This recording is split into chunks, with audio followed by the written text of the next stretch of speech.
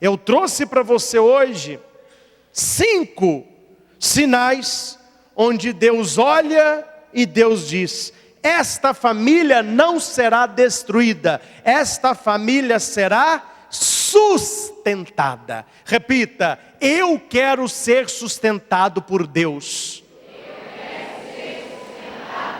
Pergunta para quem está do seu lado: você quer?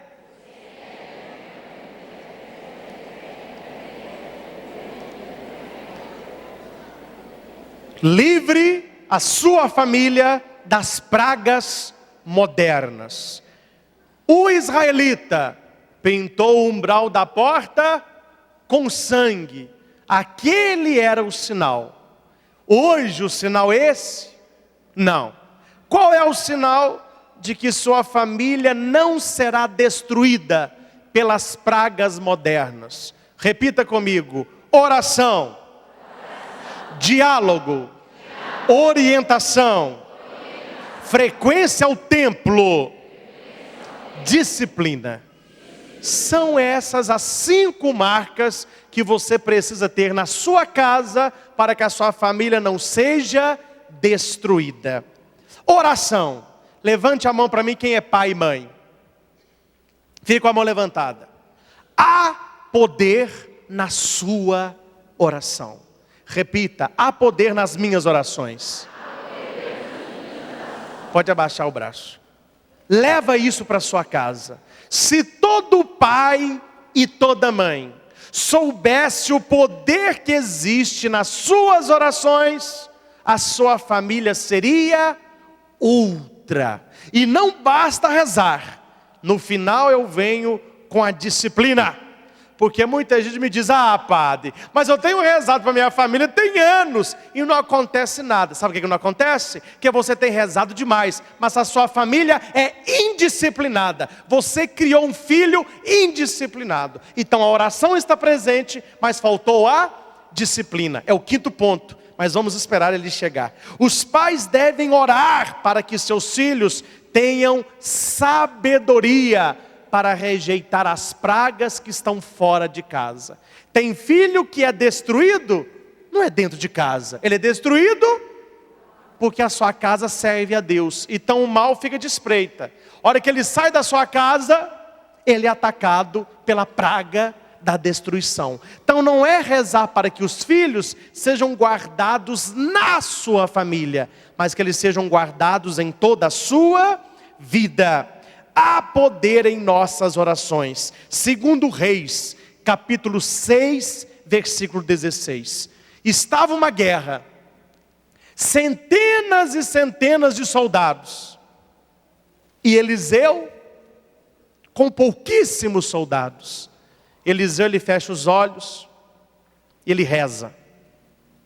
Quando ele abre os olhos, ele viu o que ninguém estava vendo. As pessoas viam aquele exército pingado, gato pingado.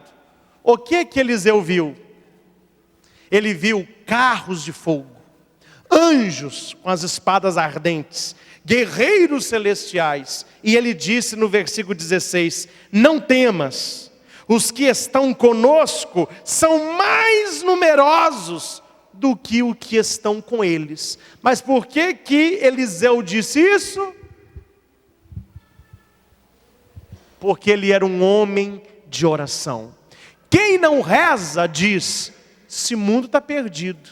Tem muito mais filho perdido do que filho bom. Tem muito mais família destruída do que família salva. Tem muito mais gente ruim do que gente bom. Está precisando rezar mais, meu irmão. Você está precisando de uma visão espiritual. Porque Eliseu tinha uma visão espiritual. E ele viu o que ninguém via: carros de fogo, anjos, guerreiros. E ele disse: não temas, aquieta o teu coração. Os que estão conosco são muito mais numerosos do que aqueles que estão com eles. Saiba, a sua casa é morada de anjos. Eu quero que a minha casa seja morada de anjos. Eu rezo para São Miguel, para São Gabriel, para São Rafael, eu rezo para o anjo da guarda, eu peço que o Senhor coloque na minha casa e na casa da minha família esses tantos numerosos, que só vem aquele que reza. Não estou falando que você vai ver na sua casa anjo andando para um lado e para o outro, mas a sua família dará sinais claros de que ela é protegida por Deus. Amém? Segundo, diálogo.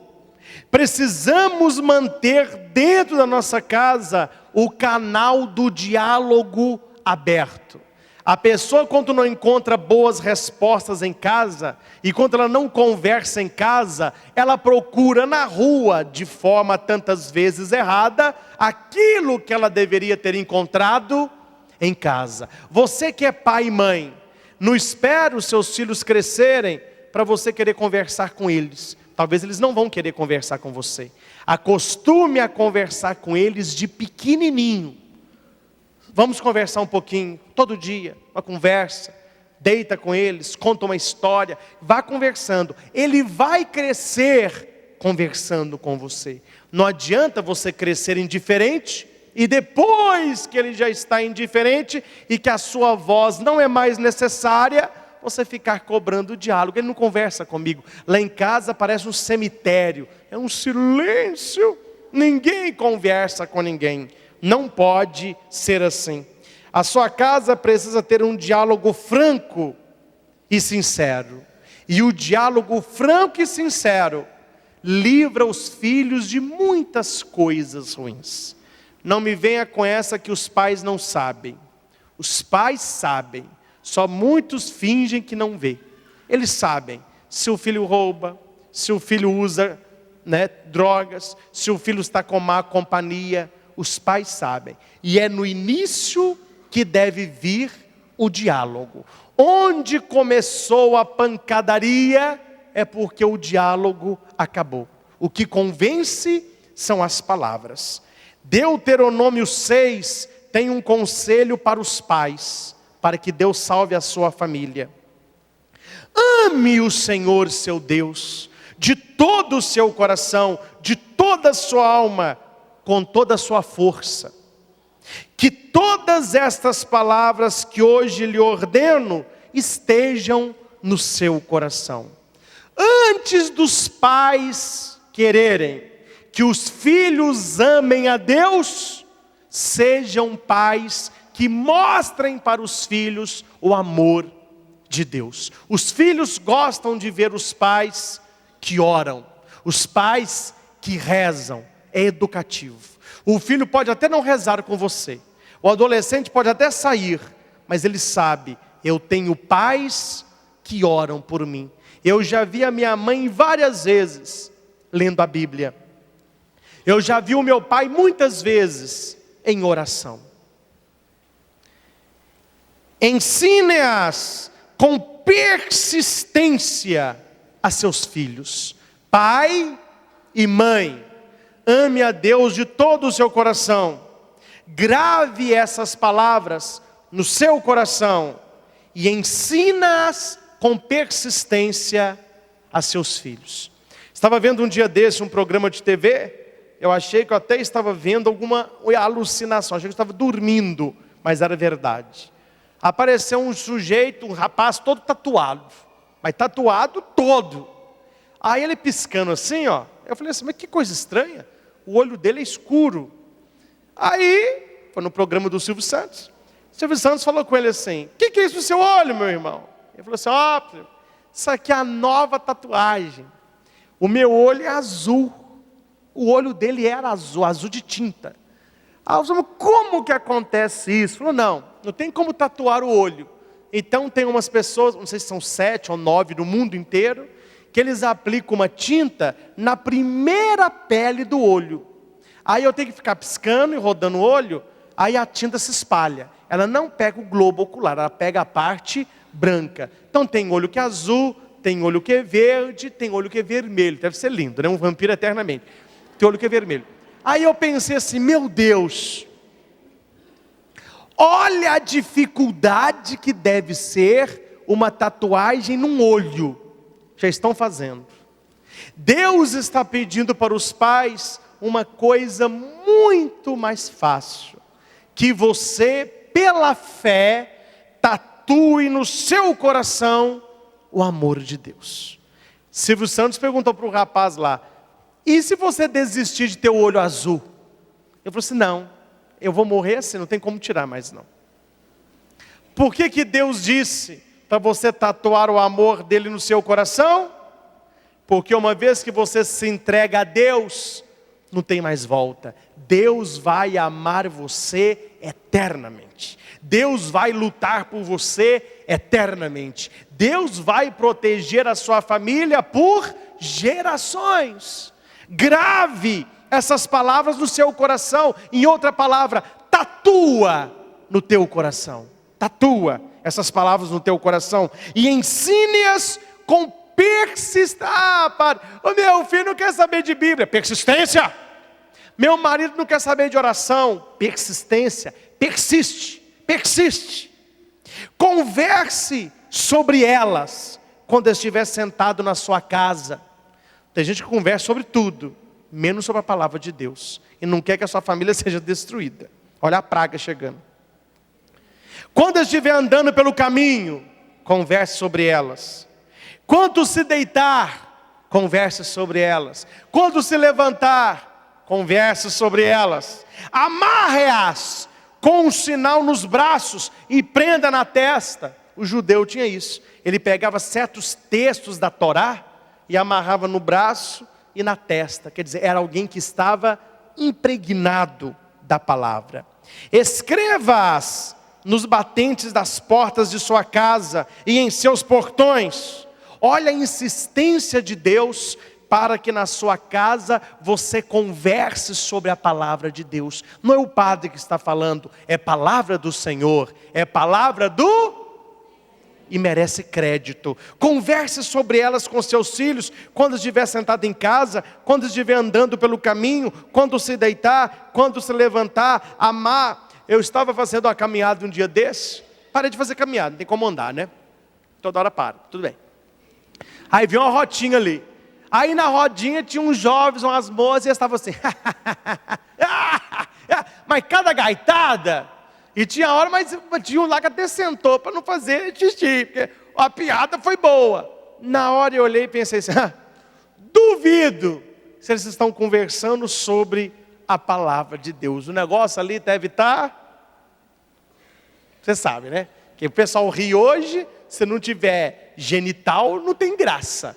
Tem que ter genital. Hoje em dia, as piadas só tem genital. Porque se não tiver, ninguém ri, né? Por falar que ninguém ri, já vou contar uma aqui que não tem. Não é um caso, né? Tem casal que não conversa.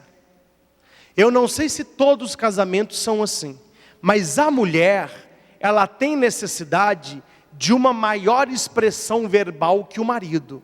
Geralmente o homem fala um pouco menos e a mulher fala um pouco mais. Para que o casamento tenha equilíbrio, a mulher deve tentar falar um pouquinho menos e o homem um pouquinho mais. Aí a distância diminui. Um texto que eu li falava que o homem conversa 2, a mulher conversa 8. Então o homem que conversa 2, vamos tentar chegar no 4, e a mulher que fala 8, vamos tentar chegar no 6, que 4 para 6 são só 2 de diferença. Você consegue equilibrar o casamento assim. Mas o homem no 2 e a mulher no 8, 9, está complicado. Teve um casal que não conversava há semanas, e o marido por aqui com a mulher. E eles saíram de carro, a mulher senta do lado, o marido do outro, naquele silêncio. Liga o carro, a mulher abre o vidro, ele fecha de pirraça. Ela liga o ar-condicionado, ele desliga de pirraça. Ela fala do quebra-mola, ele acelera de pirraça. Aí, qualquer coincidência é mera semelhança, viu? Qualquer semelhança aí. Nisso a mulher falou assim, credo bem, a gente está um mês sem conversar, vamos dialogar. Você não viu o padre falando? É importante dialogar. Então você quer dialogar? Vamos dialogar. Olha para mim e pergunta para mim assim, ei, você é um arroz? Aí a mulher, tadinha, querendo estar, né? Ei, você é um arroz? O marido, sim, eu sou um arroz. Agora pergunta para mim se eu sou uma melancia. Ei, você é uma melancia? Você é burro, hein, mulher? Acabei de falar que eu sou um arroz. Isso é um caso, mas vai me dizer que muitas famílias não acontecem a mesma coisa. Eles não conversam. Quando conversam, ou é para implicar um ao outro, ou para dar patada num ao outro, ou para ser grosseiro com um ao outro. Fazem questão de manter um silêncio sepulcral. E quando conversam, eles saem da conversa piores do que entraram. Leia na sua casa, Deuteronômio 6, versículos 5 a 8. Deus insiste que vocês conversem e que a palavra de Deus faça parte do diálogo de vocês. Não vou contar o nome do casal não, mas tem um casal muito amigo, estava lá na casa paroquial, me manda uma mensagem, quase meia-noite. Falei, meu Deus do céu. Aí quando eu vou ler a mensagem, tinha uma pergunta assim: Padre Cris, desculpa a hora, mas estou aqui conversando com a minha mulher, ela está insistindo que o pecado de Adão e Eva foi sexual. E eu estou falando que foi de desobediência, porque eu estava lendo o texto da Bíblia. Responda para mim aí, o pecado de Adão e Eva foi contra quem? Eu falei, meu Deus do céu, meia-noite, vocês estão brigando por questão de Bíblia? Aí eu respondi, meio cochilando lá, mas eu respondi. Quer dizer, é um casal que tem o costume de conversar, e muitas vezes eles leem os textos bíblicos e eles conversam sobre a Bíblia. É algo muito louvável, é algo, né, de você imitar. É preciso, segundo a palavra de Deus. Terceiro ponto, repita, orientação segura. Os pais devem ser uma fonte de orientações seguras para as decisões da sua família. E não ficar só no eu acho. Não. Uma fonte de decisão segura. Eu quero fazer tal coisa. O que a palavra de Deus me ensina nesse ponto? O que a palavra de Deus me ensina nesta hora? Então é preciso fazer a vontade de Deus. É preciso conhecer a palavra de Deus. 2 Timóteo 3, versículo 14 ao 17. Repita, 2 Timóteo, versículo, preste atenção. Quanto a você, permaneça firme nas coisas que aprendeu, e das quais tem convicção, pois você sabe de quem o aprendeu. Os pais que conversam com os filhos assuntos de Bíblia, estão ensinando os filhos a no futuro se manterem firmes, porque conhecem a palavra. E você sabe de quem aprendeu. Tem gente que nunca aprendeu Bíblia, tem gente que nunca leu Bíblia em casa, tem gente que não sabe nada de Bíblia. Porque desde criança, você conhece as sagradas letras. Será? Será que lá na sua casa, desde criança, você conhece as sagradas letras? Que são capazes de torná-lo sábio para a salvação mediante a fé em Jesus Cristo. Toda escritura é inspirada por Deus e é útil para ensinar, repreender, corrigir, instruir na justiça, para que o homem de Deus, para que a família de Deus seja apta e plenamente preparado para toda boa obra. Você entendeu isso aqui? Repita comigo. Toda escritura é inspirada por Deus e é útil para ensinar, repreender, corrigir e formar na justiça, para que todo homem de Deus seja apto e plenamente preparado para toda boa obra, para que a família de Deus esteja preparada para fazer uma boa obra. Você entendeu ou não entendeu?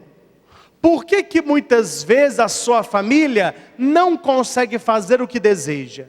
Por que que muitas vezes a sua família não consegue chegar aonde deseja? Simplesmente porque ela não está preparada para uma boa obra. Simplesmente porque a sua casa não conhece a Escritura, que é palavra de Deus. A orientação segura, ela só vem da palavra de Deus. Imaginem só, meus irmãos, nos atendimentos que eu faço, os conselhos que eu dou. Se chega alguém, ô padre, o que eu faço? Eu acho que você deve fazer isso, acho que você deve chutar o pau da barraca, eu acho. Vai ser uma tragédia. Para que eu dê para as pessoas uma orientação segura, para que na celebração da missa eu pregue com segurança e autoridade, eu tenho que conhecer a palavra de Deus. Senão você fica no achismo. Eu acho, eu penso, eu acho. Quem acha demais acaba não encontrando nada. A palavra de Deus tem que ser a nossa segurança. A sua família, que é uma família de Deus, ela tem que ser apta e plenamente preparada para uma boa obra. Mas se você não conhecer a Bíblia, a sua família estará perdida. E ela estará aberta às pragas modernas, que você não conhece. Eu vi no jornal semana passada, muitos aqui viram, começou uma empregada nova a trabalhar numa mansão em São Paulo. Tocaram o interfone, era um homem. E o homem disse: fulano, abre a porta aqui para mim. Quem é você? Você não me conhece não? Eu sou sobrinho do dono da casa aí. Eu comecei aqui a trabalhar hoje. Então prazer, meu nome é fulano. Ela abriu. Quando abre, entra ele e mais 3, eram assaltantes. Roubaram a mansão, prenderam a mulher numa cadeira com fita crepe, roubaram tudo e foram embora. Quando o patrão chega, ela está lá, amarrada, e ela vai dizer: olha, eu abri porque falou que era seu parente. Aí ele diz: mas minha filha, como que você abre a porta de casa para alguém que você não conhece? O erro dela foi abrir a porta, mas porque ela não conhecia.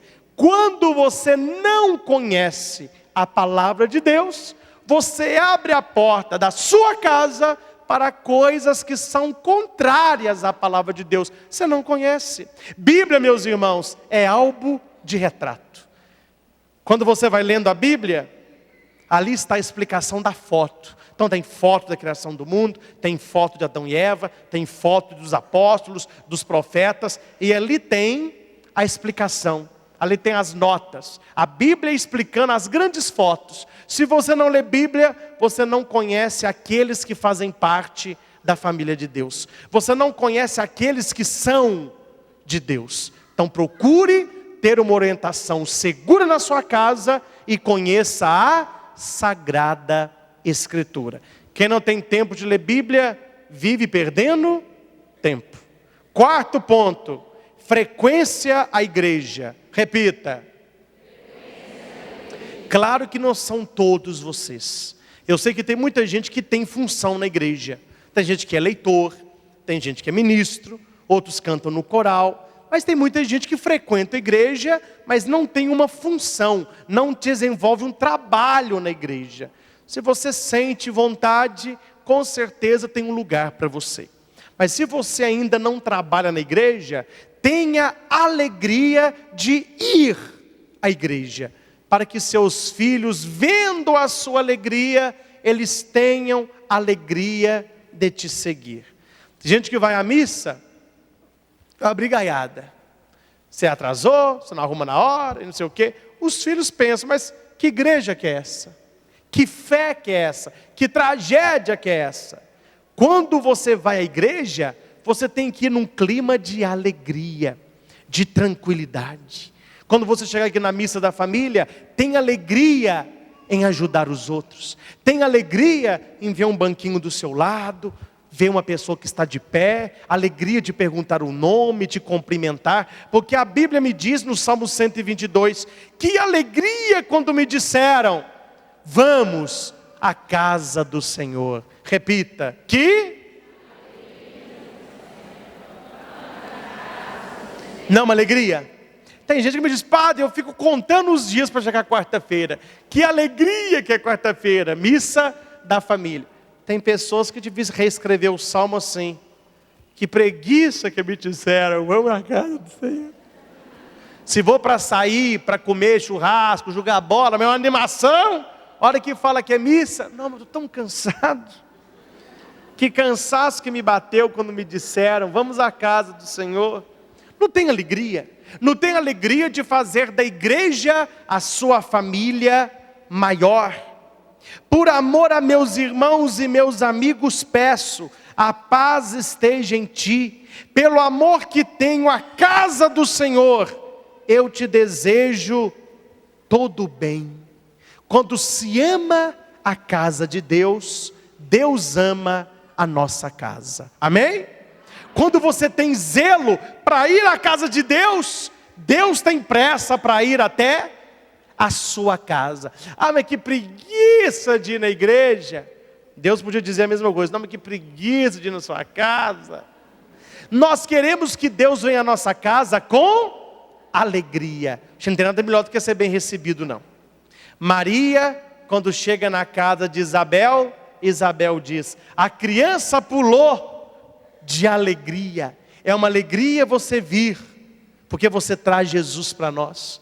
E só leva Jesus para casa quem busca Jesus na palavra e na Eucaristia. Sempre que você for à igreja, vá com alegria. Que alegria quando me disseram.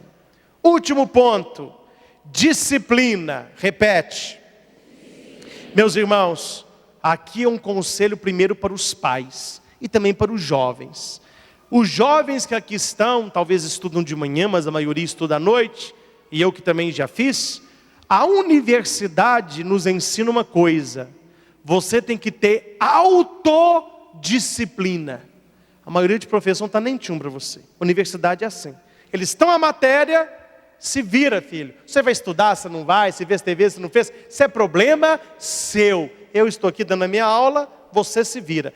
Quem não tem autodisciplina e quem não se disciplina com horário, com estudo, com trabalho, em estudar, não vence. Não vence. Meu irmão não é padre, fisioterapeuta.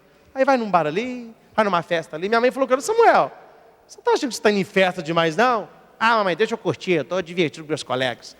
Agora resolveu fazer outra faculdade. Já é fisioterapeuta, está fazendo uma outra. Meu filho, acabou a festa. Chego lá em casa, segunda à tarde, era o dia que ele dormia. Estava lá no quarto dele, ó. Dormia, acordava, ia para o CTI, atendia, voltava. Ó. Meu filho, cheguei em casa, aquele silêncio. A minha mãe está no grupo de oração, meu irmão deve estar na rua, né? Sentei lá na sala, fui comer uma maçã, liguei a televisão, aí eu ouvi lá da cozinha, ô Padrego! Falei, ô Samuel, o que você está fazendo aí? Estou estudando. A hora que eu cheguei, meu filho, computador, um colega dele, lá digitando, estudando. Autodisciplina. Quando eu quero chegar a algum lugar, eu tenho que ter disciplina. Sem disciplina não se alcança vitória. Ah, eu quero tirar carteira de carro. Faltei ontem que não deu. Vi hoje, mas tenho que sair mais cedo. Amanhã eu vou namorar, semana que vem eu pego mais 2. Filho, você não tem disciplina, você não vai aprender o que você deseja. Disciplina. A Bíblia me diz, dedique a disciplina ao seu coração e os seus ouvidos às palavras que dão conhecimento. Não evite disciplinar a sua criança, seu filho. Se você a corrigir, ela não morrerá. Eduque-a você mesmo, e assim a livrará da sepultura. Provérbios 23, versículo 12 ao 14. Eduque-a para que você a livre da sepultura. Primeiro ponto, oração. Quinto ponto, tem que disciplinar até para rezar. No seminário tem um sininho, sabe? Todo seminário tem. Aí tem na semana o seminarista que fica responsável pelas orações. E ele que toca o sino. Mas você tem que saber, conforme o toque do sino, o que é. Disciplina. Hora de estudar é estudar. Você não vai fazer outra coisa. Hora de rezar é de rezar. Você não vai fazer outra coisa. Tanto que muita gente entra e não consegue ficar. Tem até vocação de padre, mas não tem disciplina. É indisciplinado. O sino toca, está todo mundo rezando, ele está no quarto fazendo trabalho. Está todo mundo almoçando, ele foi para a capela rezar. Todo mundo está limpando a casa, ele está estudando. Olha, todo mundo está estudando, ele está com mangueira lá no passeio. Filho, você não está disciplinado. A disciplina se aprende. Repete. Quem ensina o filho a ser disciplinado? Os pais. E os pais? Os próprios filhos. Para que você possa ensinar, você precisa praticar. Seja disciplinado e os seus filhos o serão também. Anote aí para você ler e rezar depois, Mateus 18, versículo 20. Onde se reunirem 2 ou 3 em meu nome, eu estarei no meio deles. A sua família tem que estar unida em Jesus Cristo. O seu casamento tem que ser unido em Jesus Cristo, para que Jesus esteja no meio de vocês. Qual é o sinal lá na minha casa, para que a minha família não seja destruída pela praga? Qual é o sinal que eu mostro para Deus que a minha família é uma família que o serve? Oração, família que reza. Diálogo, família que conversa. Orientação segura, família que troca ideais. Frequência à igreja, pessoas que estão no templo. E disciplina, pessoas que sabem aonde querem chegar.